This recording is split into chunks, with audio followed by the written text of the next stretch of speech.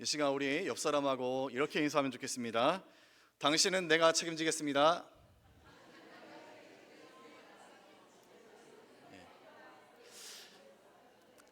예, 앞뒤 좌우로 한 번 더 이렇게 인사하면 좋겠습니다. 앞뒤 좌우로 나는 하나님이 책임져 주십니다. 아멘. 우리 공동체에 그렇게 아름답게 서로를 책임져 주고 또 하나님께서 책임져 주시는 아름다운 공동체 되었으면 좋겠습니다. 저희 가정은 네 식구입니다. 저와 아내 그리고 첫째 딸이 있고 둘째 딸이 있습니다. 각각의 별명, 그 사람을 표현하는 그런 표현들이 있는데 저는 그렇습니다. 착한 것 같은데 안 착한 아빠. 제 아내는 안 착한 것 같은데 착한 엄마. 첫째는 뭘까요? 첫째는 되게 유순해요. 둘째는 좀 고집이 세요. 첫째 딸은 말 잘 들을 것 같은데 안 듣는 첫째. 둘째는 뭘까요? 말 안 듣는 것 같은데 잘 듣는 둘째. 참 오묘하죠. 예. 아빠 착한 것 같은데 항상 정작 무언가를 해주는 사람은 엄마예요. 그래서 서로 대화하다가 참 이상하다, 참 오묘하다, 우리 그렇게 좀 웃으면서 얘기했던 기억이 있는데, 제 별명이 뭐라고 했죠? 착한 것 같은데 안 착해요. 예. 이런 저에게 얼마 전에 한 사건이 있었습니다. 그 권사님 두 분하고 어디를 이동 가운데 있었는데 중간에 한 분을 이제 픽업을 해야 됐어요. 이제 그 동네 자체가 잠깐 차를 정차할 장소가 마땅치 않았습니다. 그래서 마침 버스 정류장이 일반 정류장과는 다르게 상당히 길었어요. 움푹 파인 공간이. 그래서 차 끝에 바짝 붙여서 놓으면은 버스들이 정차하는 데 있어서 좀 불편하지 않게 어느 정도 좀 봐주겠지 하고 이제 그 가장 앞부분에 이제 차를 잠깐 정차를 해 놨습니다. 이제 버스들이 자연스럽게 지나가더라고요. 그래서 괜찮다 했는데 갑자기 빵 그러는 겁니다. 한 버스가 옆에서 꼭 빵 그러는 거예요. 그래서 놀래서 쳐다봤는데 초면인데 반말로 차 빼 그러는 겁니다. 그래서 제가 그때 뭐라고 하겠습니까? 제가 잘못한 거 뻔히 아는데 예, 뺄게요 말을 하려고 했는데 제 말을 듣지도 않고 빼라고 이러는 겁니다. 그래서 순간 제가 어떤 사람이죠? 착하게 보이나? 예. 그런데 화를 낼 타이밍을 놓쳤어요. 이 버스가 가버리더라고요. 그래서 한참을 이제 화를 삭히고 이제 온갖 생각을 좀 했죠. 그때 클락션을 좀 빵빵 눌렀어야 됐나. 이런 뒤늦은 후회를 조금 하고 있는데 같이 계시던 권사님들이 저를 조금 위로해주고 싶으셨는지 갑자기 느닷없이 제 칭찬을 막 하시는 거예요. 우리 그 목사님은 예전부터 한결같은 모습이었다, 이런 맥락 없는 그런 칭찬들을 하셨는데 또 그게 효과가 있더라고요. 막 부글부글 끓었는데 권사님들의 그런 따스한 그런 말씀 한마디 한마디 들을 때마다 이 요동치던 이 마음이 잔잔해지고 결국 지금은 아무렇지도 않게 이제 그런 일이 있었습니다. 그러면서 저도 깨달았던 게 이 공동체 관계, 이게 참 중요하구나. 이 공동체, 이 관계를 통해서 우리가 참 위로를 얻을 수도 있고 또 새 힘을 얻을 수 있구나. 그래서 공동체가 참 중요하구나. 제가 그런 뒤늦은 깨달음을 좀 가졌습니다. 오늘 본문을 이제 살펴보면은 이 본문에서도 마찬가지입니다. 이제 사도 바울이 등장하지 않습니까? 사도 바울은 지금 감옥에 갇힌 상태입니다. 감옥에 갇힌 상태에서 이제 빌립보 성도를 향해서 편지를 씁니다. 그런데 이 편지의 문장을 보십시오. 첫 문장이 원망도 아니고 탄식도 아니고 신세 한탄도 아니에요. 누구보다 억울하게 지금 감옥에 갇힌, 누구보다 억울한 사람이, 분노로 가득 찰 사람이 사도 바울 아니겠습니까? 그런데 사도 바울은 그 마음과 그 입술을 통해서 나오는 고백들이 무엇입니까? 너희를 생각할 때마다 하나님께 감사하다, 감사를 말하고 있고, 간구할 때마다 기쁨으로 항상 간구하는, 기쁨으로 그들을 위해서 간구하는, 감옥에 억울하게 갇힌 사도 바울인데 이 감옥에서 오히려 감사하고 오히려 기뻐하는 이런 사도 바울의 모습을 발견할 수 있습니다.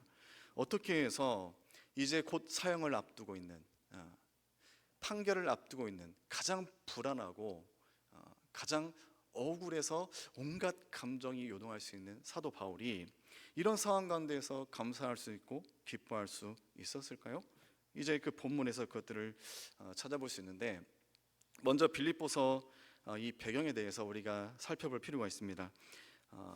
이 빌립보서에 대해서 설교가 나올 때마다 이 빌립보서 배경에 대해서 여러분들 많이 들으셨을 거예요.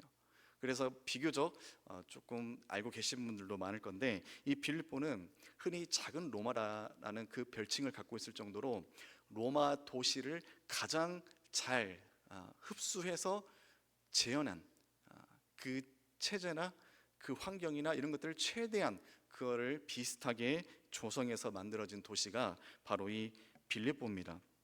실제로 로마 본토에서 그 퇴역 군인들, 또 전쟁을 통해서 이제 패배한 또 그런 군인 출신들에서 지원자를 통해서 만들어진 이 도시인데, 이 도시의 사람들은 당시에 로마 시민권이 있었기 때문에 거기에 대한 자부심이 아주 대단했어요. 그리고 로마 황제에 대한 충성심이 바로 이 도시의 정체성이었던 그런 도시가 바로 이 빌립보입니다. 이런 도시에서 복음을 전한다. 여러분들 복음을 전할 때 무엇을 말합니까? 예수님을 말하죠. 예수님이 구원자신, 그걸 선포하는 거 아닙니까? 그런데 황제를 주라 믿는 이 도시에서 아니다, 예수님이 우리 구원자시다, 이렇게 선포하는 건 무엇입니까? 이것은 단순히 종교 활동이 아니에요. 가이사라가 주시다라는 그 도시에서 그 황제에 대한 충성심이 자부심이 이 강한 이 도시에서 아니다, 예수님이 진정한 주시다라고 말하는 것은 로마의 정치 이념의 전면으로 이것은 도전하는 것, 이것은 목숨을 걸어야 되는 그런 선포, 그런 위험성을 갖고 있습니다. 그런데 참 기적같이 이곳 가운데 복음이 씨앗이 뿌려지고 이 복음으로 사람들이 한 사람 한 사람 변화되고 또 공동체가 만들어집니다. 이 빌립보 교회의 시작을 보십시오. 사도행전 16장 그 내용을 보면은, 먼저 16장 14절을 보면은 한 루디아라는 사람이 복음으로 변화되는 모습을 볼 수 있습니다. 우리 화면을 보시고 같이 합독합니다. 두아디라시아에 있는 자색 옷감 장사로서 하나님을 섬기는 루디아라 하는 한 여자가 말을 듣고 있을 때 주께서 그 마음을 열어 바울의 말을 따르게 하신지라. 아멘. 당시 아시아에서 건너온 부유한 이 자색 옷감 장사를 했던 루디아, 이 복음으로 변화됩니다. 그리고 이어서 16절과 18절까지 말씀 우리 같이 함께 읽겠습니다. 우리가 기도하는 곳에 가다가 점치는 귀신 들린 여종 하나를 만나니 점으로 그 주인들에게 큰 이익을 주는 자라. 그가 바울과 우리를 따라와 소리질러 이르되 이 사람들은 지극히 높은 하나님의 종으로서 구원의 길을 너에게 전하는 자라 하며 이같이 여러 날을 하는지라.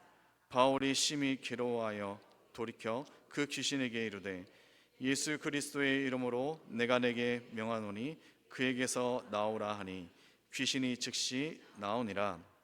아멘. 이름 없던 귀신 들린 여종이 바로 이 빌립보 교회의 멤버였고, 또 있습니다. 29절에서 30절 말씀 우리 같이 읽겠습니다. 간수가 등불을 달라고 하며 뛰어 들어가 무서워 떨며 바울과 실라 앞에 엎드리고 그들을 데리고 나가 이르되 선생들이여 내가 어떻게 하여야 구원을 받으리까 하거늘. 아멘. 여러분, 빌립보 이 지역에 복음이 뿌려지고 또 이 공동체가 만들어집니다. 그런데 그 구성원들의 면면을 보십시오.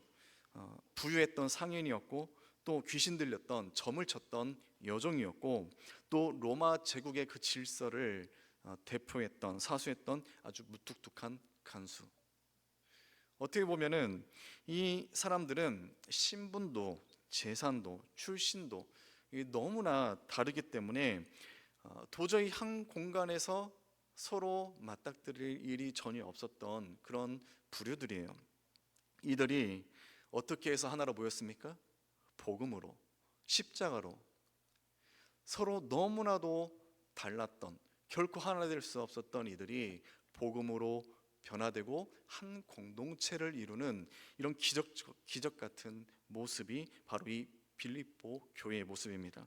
사도 바울이 지금 비록 자택 구금 상태에서 자유를 입고 죄수의 신분이 되었지만 전한 복음으로 말미암아 이처럼 아름다운 일들, 교회가 형성되는 이런 모습을 보고 그 마음은 누구보다 자유로웠고 기쁨이, 감사가 가득했습니다. 또 이어서 사도 바울의 그 기쁨의 근거가 되는 구절이 있습니다. 5절을 보면은 너희가 빌립보 성도를 향해서 너희가 첫날부터 이제까지 복음을 위한 일에 참여했다. 참여하다. 여러분, 이 참여하다라는 이 표현이 원어로 그 유명한 코이노니아입니다. 우리 성도님들 가운데서는 코이노니아가 생소하신 분이 없을 거예요. 왜냐하면 우리 교회에서도 이 코이노니아 다양한 이런 활동들을 하지 않습니까? 주보에도 있습니다. 주보에도 코이노니아 사역해서 많은 활동들을 하고 있는데 여기에서 지금 바울이 말한 복음을 위한 일에 참여하고 있다. 너희들이 지금 빌립보 성도 너희들이 복음을 위한 일에 코이노니아 하고 있는 것, 그것이 나에게 큰 기쁨이다. 이것으로 지금 말합니다. 그런데 여기서 말하는 코이노니아는 우리가 어렴풋이 생각하고 가늠하는 그 수준을 살짝 넘습니다. 우리가 생각할 때 코이노니아는 어떤 카페에서 차 한 잔 나누면서 서로 담소하는 것, 그리고 어떤 취미나 운동 활동 이것들이 맞는 사람끼리 모여서 또 그것들을 나누면서 또 친교하는 이런 것들. 그런데 그 당시기 1세기 이 사회에서는, 그 당시 사회에서는 이 코이노니아가 상당히 무거운 그런 단어입니다. 단순히 친목을 뛰어넘어서 삶, 그리고 어떤 책임, 그리고 물질, 고난, 그런 부분까지 함께 감수하고 함께 참여하고 함께 동역하는 것, 이익도 함께, 그리고 손실도 함께, 상당히 삶 가운데서 밀접하고 함께하는 그런 모습, 그것을 코이노니아 이렇게 표현을 했습니다. 그렇다면 그 당시 사도 바울이 기쁨으로 여겼던 빌립보 성도들의 코이노니아는 구체적으로 무엇이었을까요? 먼저 사도 바울의 선교 사역에 대해서 재정적인 후원을 했습니다. 빌립보서 4장 15절에서 16절 말씀 우리 같이 읽겠습니다. 빌립보 사람들아 너희도 알거니와 복음의 시초에 내가 마게도냐를 떠날 때 주고받는 내 일에 참여한 교회가 너희 외에 아무도 없었느니라. 데살로니가에 있을 때에도 너희가 한 번뿐 아니라 두 번이나 나에 있을 것을 보내었도다. 아멘. 사도 바울이 복음을 전하는 일에 있어서 필요한 재정적인 후원을 했습니다. 여기서 끝나지 않아요. 그리고 바울이 옥에 갇혔죠. 이 사도 바울의 그 옥바라지를 위해서 누가 파송됩니까? 에바브라디도가 파송이 됩니다. 그 당시 로마에서 감옥에 죄수가 갇혔을 경우 이 죄수에 대한 처우는 정말 상당히 열악합니다. 지금 시대와는 달라요. 의식주를 책임져 주지 않습니다.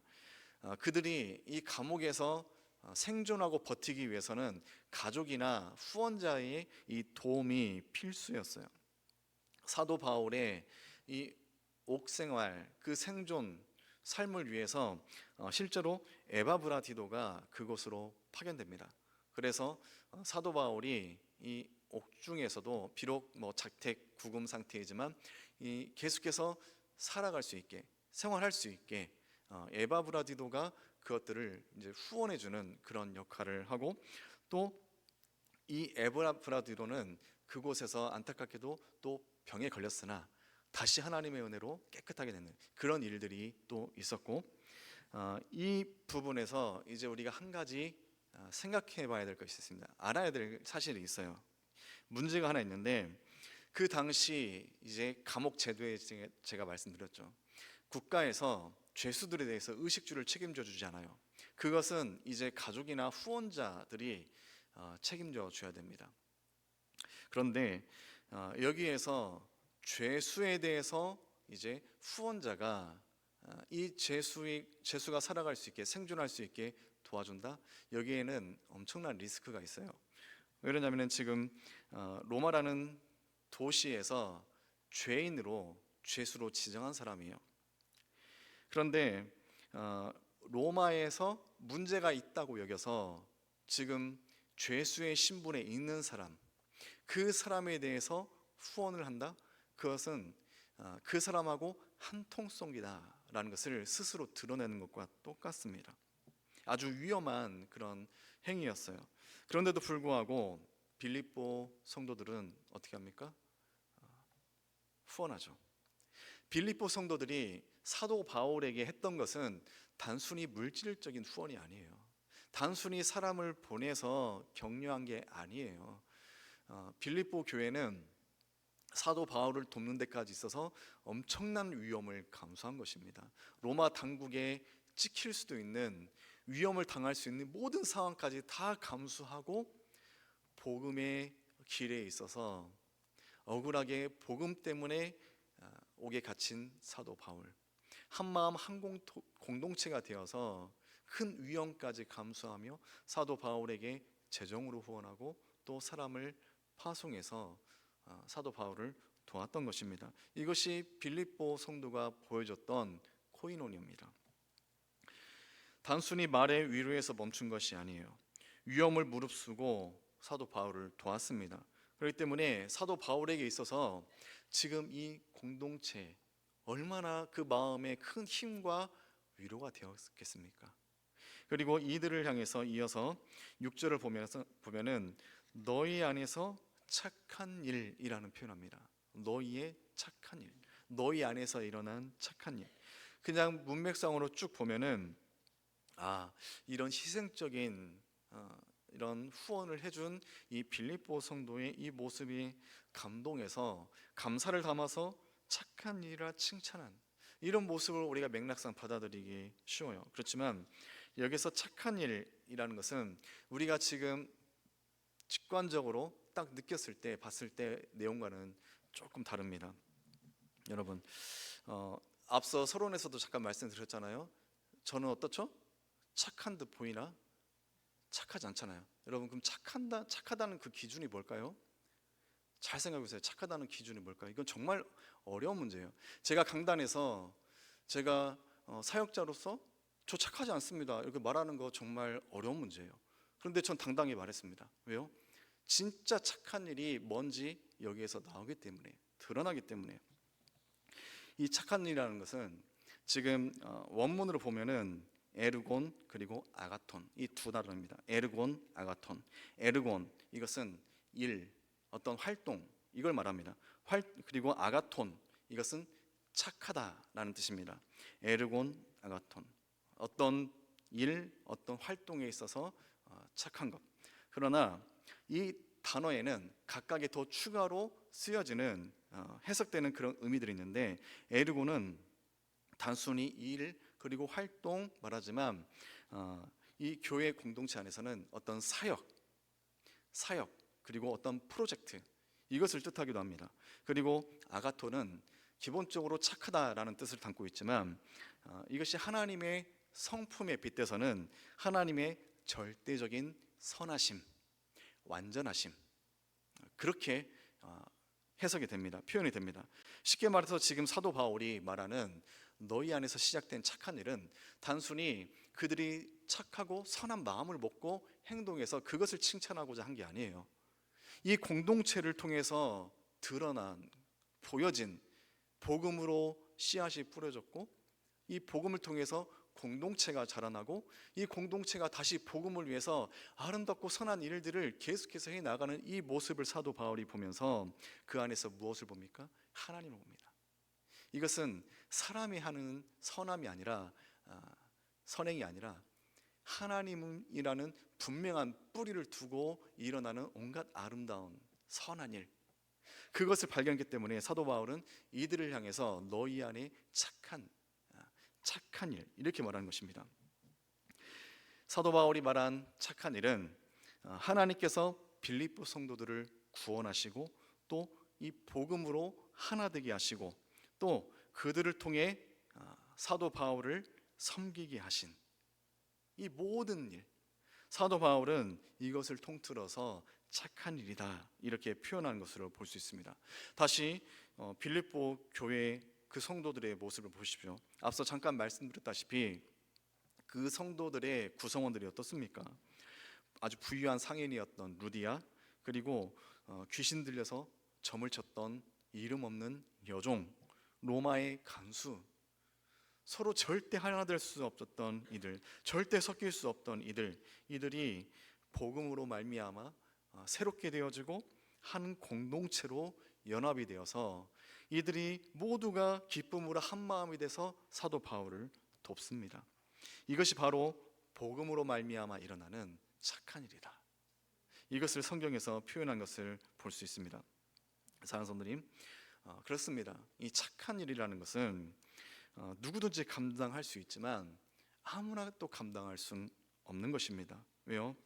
인간의 마음으로는 인간 그 혼자서는 아무리 노력해도 계획과 설계와 또 온갖 행한 일을 아무리 그것들을 도모해도 결코 이렇게 선한 일을 나올 수 없어요.